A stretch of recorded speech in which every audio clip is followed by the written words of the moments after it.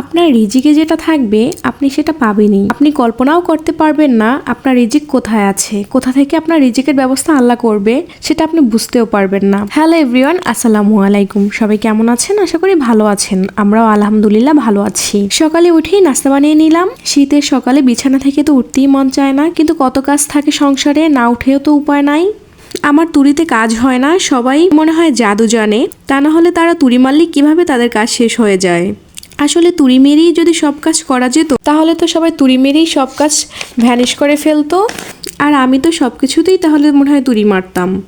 ভাগ্যে সেটা পারা যায় না।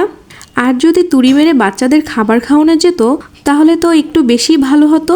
আমার বড় মেয়েকে খাবার খাওয়াতে গেলে অনেক কষ্ট হয় আমার, সে নিজে হাতে কিছুই এখনো খেতে পারে না। তাকে যদি আমি খাবার দিয়ে বলি তুমি একা খাও, তাহলে সে খাবারের শুধু চেহারাই দেখে যায়, খাবার খেতেই চায় না সে। আর ছোট জনের কথা কি আর বলবো, তার কথা না হয় বাদই দিলাম, সে তো এখনো অনেক ছোট। তো সবসময় আপনাদের সাথে রান্নার ভিডিও শেয়ার করি, ভাবলাম আজকে একটু রান্নাঘরটা আপনাদের সাথে শেয়ার করি।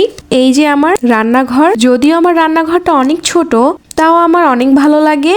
আমার একার জন্য ঠিকই আছে, সবাইকে দেখি রান্নাঘর ফুল দিয়ে সাজিয়ে রাখে, তাই আমিও ভাবলাম যখন একটু ভিডিও করব একটু ফুলটা এনে রেখে দেই এখানে, আবার যখন ভিডিও করা শেষ হবে ফুলটা নিয়ে রেখে দেবো ভাবছি।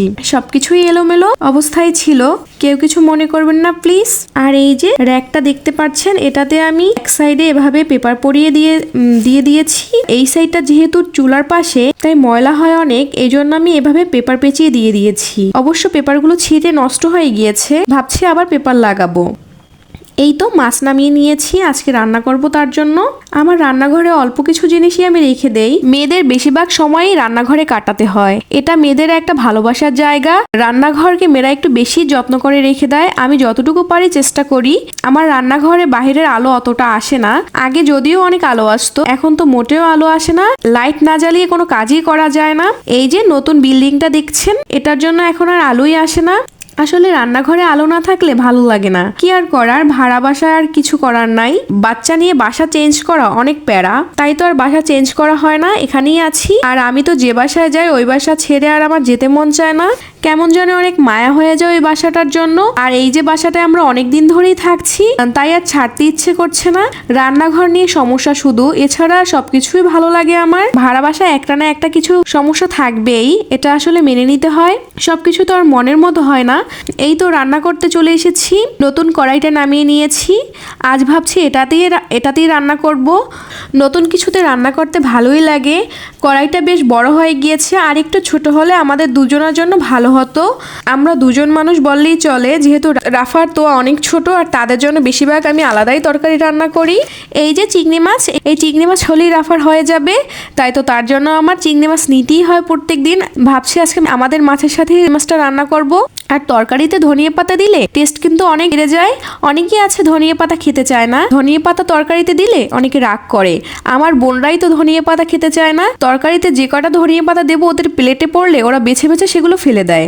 আর আমার তো ধনিয়া পাতা একটু বেশি দিলে ভালোই লাগে, তাই তো আমি ধনিয়া পাতা একটু বেশি দেই তরকারিতে। আর এই যে শিম রান্না করব, এই শিম কার কার পছন্দ জানাবেন। রাফার বাবা কিন্তু এই শিমটা খেতে অনেক পছন্দ করে, আর রাফা তো শিমের বিচি পেলে আর কিছু তার লাগেই না, সে শিমের বিচি অনেক পছন্দ করে, তাই তো রাফার বাবা এই শিমটাই বেশি নিয়ে আসে বাসায়। আর শিম এভাবে ভর্তা কে কে খান? আমার তো শিম এভাবে ভর্তা করে খেলে অনেক ভালো লাগে, তো ভাবলাম আজ এভাবে একটু ভর্তা বানাই। পাটায় ভর্তা করলে মজা লাগে, কিন্তু এভাবে ভর্তা করলে কিন্তু খারাপ লাগে না।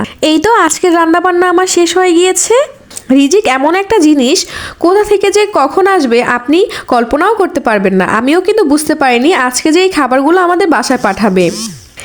এই যে রাফার বাবা এই খাবারগুলো নিয়ে এসেছে, আর এগুলো কিন্তু সে কিনে নিয়ে আসেনি, এগুলো তার মামা তাকে কিনে দিয়েছে, কারণ তার ছেলের জন্মদিন ছিল আজকে। তো অনেক অনেক দোয়া আর ভালোবাসা রইলো বার্থডে বয়ের জন্য, আর গিফট কিন্তু অবশ্যই পাওনা রইলো তোমার জন্য। আসলে আমি বাবুটার নাম জানি না, তাই তো বার্থডে বয়ই তাকে বললাম।